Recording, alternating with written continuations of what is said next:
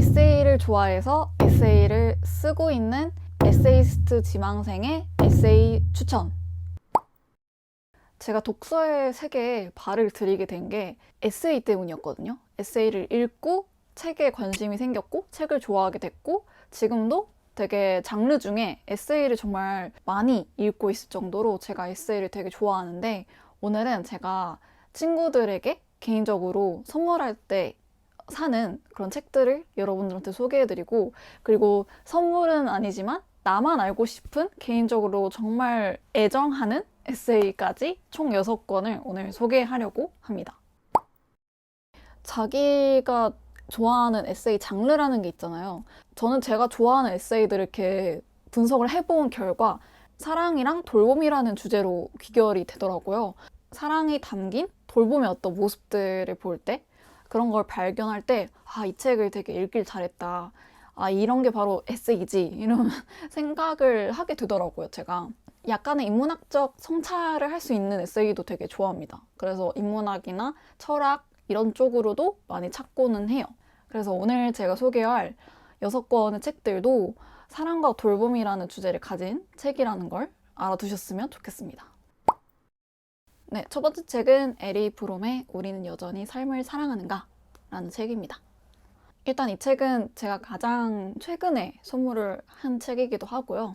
표지 디자인이라든지 그리고 제목이라든지 그리고 저자의 어떤 명성과 그리고 이 책이 담고 있는 주제 모든 것이 다 약간 적절하다 이런 생각을 해서 직접 지인들한테 선물을 하기도 했었어요. 아무래도 에리 프롬 하면은 사랑의 기술이라는 책이 되게 유명하잖아요. 근데 이 책에서도 사랑이라는 단어가 이렇게 딱 들어가 있으니까 사랑 덕후인 저한테는 사지 않을 이유가 없었고 사랑의 기술에서는 뭔가 조금 더 사랑이라는 것에 대해서 이론과 실천에 관한 이야기를 많이 한다면 여기서는 이제 우리가 잃어버린 것들에 대해서 얘기하는 부분도 있고 이 현대 자본주의의 어떤 병폐와도 같은 뭐 대량 생산과 대량 소비 이런 거에 대해서도 비판을 하기 때문에 우리가 조금 더 이 세상과 사회를 조금 더 철학적인 사유의 시선에서 바라보고 관찰하고 생각해 볼 수 있는 그런 인사이트를 주기 때문에 뭔가 되게 좋다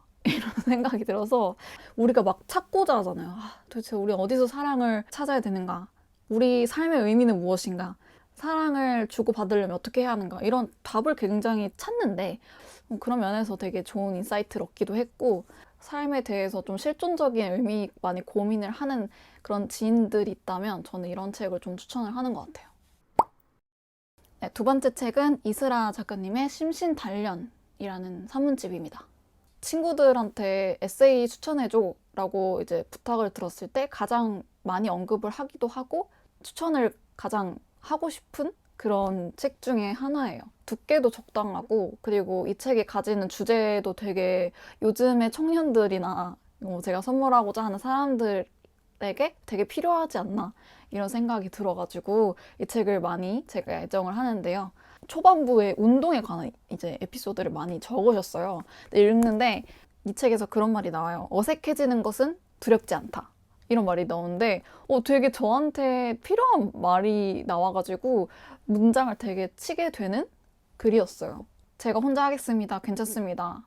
이렇게 말하면서 어색해지는 건 두렵지 않다. 라고 말하는 이슬아 작가님의 그런 태도가 너무 멋있어가지고 아 이런 게 바로 심신단련인가? 이런 생각이 들어서 되게 요즘 사람들이 되게 원하는 그런 태도이기도 하다고 저는 느껴서 뭔가 선물하기에 정말 좋지 않나? 이런 생각을 합니다. 그리고 무엇보다 제가 여러분한테 말씀드렸다시피 제가 사랑과 돌봄에 관한 글을 되게 좋아한다고 했는데 보키 씨의 이야기도 나오고 하마와의 그런 관계에 관한 이야기도 나오고 그리고 탐이라는 반려묘에 관한 이야기도 나오고 이스라 작가님의 글의 매력은 나에서 멈추지 않고 그 사랑과 돌봄이 타인과 세계로 확장한다는 게 그 눈에 보여서 되게 좋거든요. 그래서 제가 주변에 선물을 자주 하고 다니는 책입니다. 세 번째 책은 정혜윤 작가님의 앞으로 올 사랑이라는 책입니다. 제가 이렇게 다 표시를 해놨거든요. 정혜윤 작가님의 글이 너무 제 취향이어서 그만큼 좋아하는데 어떤 스타일인지 제가 문장을 하나를 인용을 해드리자면 언제나 우리에게 혼란을 주는 복잡하고 애매모호한 단어들이 있다. 정체성, 사랑, 행복, 자유. 이 단어들에는 공통점이 있다. 내가 너를 필요로 한다는 것. 나 혼자서는 아예 성립조차 불가능하다는 것. 이 모든 게 우리가 맺는 관계의 문제라는 것. 그리고 코로나 시대는 그 관계 안에 우리가 거의 생각하지 않고 살았던 박쥐나 야생동물, 자연도 포함된다는 것을 알려준 셈이다. 계속 살아라 라는 말은 매 순간 있는 힘껏 사랑하라 라는 말과 같다. 지금 우리의 새로운 상황은 새로운 사랑 이야기를 필요로 한다. 뉴 노멀, 뉴 로맨스, 뉴 노멀, 뉴 러브다. 아까 제가 이제 에리 프롬의 우리는 여전히 삶을 사랑하는가 라는 책을 소개를 했을 때 에리 프롬의 책에서도 뭔가 소비, 탐욕, 소외, 외로움, 공허함 이런 것들 얘기했다면 이 책에서도 똑같이 얘기를 하거든요. 근데 여기서는 희망적인 차원에서의 사랑, 뭐 연대, 지지 그런 것들을 더 얘기하는 측면이 있는 것 같아요. 이 책이 이제 뭔가 코로나 이전의 사랑을 뭔가 이야기하는 느낌이라면 이 책은 이제 코로나 이후의 시대에 있어서 우리가 어떤 사랑 이야기를 나눠야 하는가라는 물음에 있어서 대답하게 된다면 이 책을 뭔가 내보이고 싶은? 제가 힘들 때마다 그래서 이 책을 꺼내서 다시 읽는 책입니다, 저한테는. 되게 특별한 책이죠. 네 번째 책은 김달님 작가의 작별 인사는 아직이에요 라는 책입니다. 이거는 제가 정말 몇 번이나 우려먹고 있는 책인데 독자님한테 선물을 받은 책이고 근데 읽자마자 너무너무 좋아가지고 신작 나올 때마다 정말 믿고 사는 그런 작가님이 됐고 친구들한테 선물하는데 진짜 망설이지 않고 추천을 하기도 하는 제가 정말 정말 좋아하는 책이에요. 지하철에서 이거를 처음 펼쳤어요. 펼쳐서 읽는데 제가 지하철에서 진짜 펑펑 운 거예요. 너무 찡해가지고. 진짜 리뷰들 이렇게 보면은 되게 유명해요. 카페나 도서관이나 공공장소 읽지 말라고 진짜 눈물 한 바가지 될 거라고 그런 경고 섞인 리뷰들이 되게 유명할 정도로 이 책이 굉장히 그런 쪽으로 유명하거든요. 조선 가정에서 자라서 이제 할아버지와 할머니를 돌보는 그리고 그 돌보는 과정에서 있었던 다양한 에피소드를 이제 다루는 그런 에세이인데 이 책도 약간 이스라 작가님과 비슷하게 나에서 그치지 않고 타인에 확장되는 그런 글을 많이 담고 있어요. 제가 에세이를 쓰고 싶다라는 생각을 처음 하게 된 그런 계기를 준 게 사실 이 책이거든요. 저는 좋은 에세이란 아, 내가 이런 감정이 있었구나. 이렇게 깨달음을 주는 에세이도 되게 좋은 에세이라 생각하고 자기만이 할 수 있는 이야기를 알려주는 그런 에세이도 되게 좋은 에세이라고 생각해요. 근데 이 책이 딱 그 모든 것에 다 들어맞는 에세이였고 그 몰입을 정말 잘 하게 해주는 에세이였기 때문에 제가 읽으면서 정말 감정에 휘몰아쳐서 막 읽었던 기억이 나요. 그래서 제가 정말 정말 좋아하는 에세이라서 주변에 추천을 많이 하고 다닙니다. 마지막 책은 김희슬 작가님, 하연 작가님의 우리 세계의 모든 말이라는 서간 에세이입니다. 이게 이제 브런치북에서 수상을 해가지고 이제 세상에 나오게 됐는데 브런치북에서 수상을 받아서 출간한 작품들을 제가 꽤 많이 봤어요. 그 중에서 가장 좋았던 책이었거든요, 이 책이. 앞에서 소개한 4권의 책들과는 다르게 서간 에세이예요. 그러니까 내가 할 말이 있는데 그 할 말에 이제 책에 관한 이야기도 살짝 있고 인용이 되어 있는 그런 이제 편지를 주고받은 두 작가님의 에세이 집인 거죠. 근데 진짜 너무너무 좋았어요. 제가 두 분이 겪는 감정, 고민, 생각 이런 것들이 지금의 제가 하고 있는 것들과 너무너무 닮았고 톤이나 이야기하는 주제나 결 이런 게 살짝씩 달라요. 근데 그 다름을 보는 게 너무너무 재미있고 흥미롭고 그래서 더 이 두 분이서 서로에게 되게 의지를 많이 했겠다라는 게 이 책을 보면 나와요. 그래서 저도 사실은 이 책을 보고 뭔가 되게 사랑과 돌봄을 주고받을 수 있는 편지를 누군가와 함께 나눠보고 싶다 이런 생각을 했어요. 그래서 저도 시작을 했습니다. 우연한 기회로 새로 사귀게 된 그런 친구와 함께 교환 편지 느낌으로 서간 에세이를 쓰기 시작했거든요. 사실 큰 욕심은 없는데 저희가 이 편지를 쓰면서 사실은 저는 정말 내적으로 되게 치유를 받는 느낌을 항상 느껴요. 그래서 10일마다 정말 즐거운 마음으로 글을 쓰고 있고 그래서 혹시 관심 있으신 분들은 제가 아래 더보기에 링크 남겨둘 테니까 들어가서 한번 읽어보시면 좋겠습니다.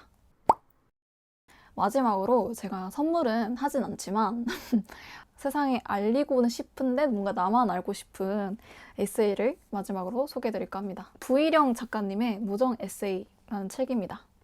이게 제가 이제 해화역에 있는 그 중고서점에서 책을 딱 구경을 하다가 이 표지 강렬하지 않아요? 저는 이거 보자마자 되게 강렬하다고 느껴가지고, 그리고 무엇보다 부제 보이는 것과 보이지 않는 것들이라는 부제도 뭔가 딱 제 취향에 맞는 문장이어서 고민조차 하지 않고 바로 질러서 이제 오는 길에 읽었는데 뭔가 나는 이 책을 사려고 그때 거기 있었나 보다 이런 생각이 들게 한 거는 이 책이 처음이었어요. 운명을 믿진 않지만 운명이 있다면 이런 느낌일까? 이런 생각을 할 정도로 저한테는 의미가 되게 있는 책이에요. 제가 티를 낸 적은 별로 없었는데 잉여부스에서 제가 되게 혼자만 알고 싶어하는 책이었던 것 같아요. 보이시나요? 이렇게 많이 접혀 있는 게.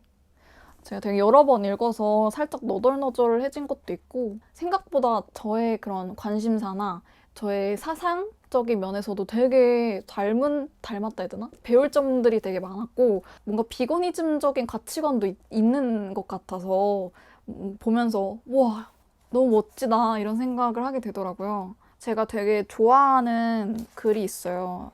258쪽에 이런 문장이 있습니다.